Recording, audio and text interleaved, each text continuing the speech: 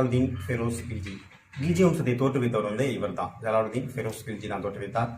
அடிமை வம்சத்தோட முக்கியமானவனாக இருந்த பால்பன் அவருடைய மறைவுக்கு பிறகு அந்த அரசாட்சியை ஆளுவதற்கு சிறந்த மன்னர்கள் யாரும் கிடைக்கல.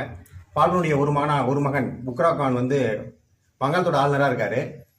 அவர் தன்னுடைய கவனத்தை முழுவதையும் வங்காள பகுதியிலேயே செலுத்த விரும்புகிறார். டெல்லியிலிருந்து அவர் ஆட்சியை செய்ய விரும்பவில்லை.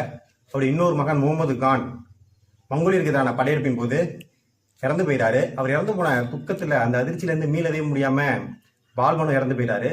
ஸோ பால்பனை தொடர்ந்து அவருடைய பேரன் கயூபாத் ஆட்சிக்கு வரார். கயூபாத் அரசாக இருக்க தகுதியற்றவராக இருக்கிறார். அவருடைய காலத்துல நாயிப் அரச பிரதிநிதியா இருந்தவர் தான் ஜலாலுதீன் கில்ஜி. மாலிக் ஃபெரோஸ் அப்படின்னு சொல்றாங்க. மாலிக் ஃபெரோஸா அவர் அங்க இருக்காரு, அரசு பிரதிநிதியா இருக்காரு. இப்ப ஏற்பட்ட அரசியல் வெற்றிடத்தை தனக்கு சாதகமா பயன்படுத்திக்கணும்னு நினைச்சு அவரு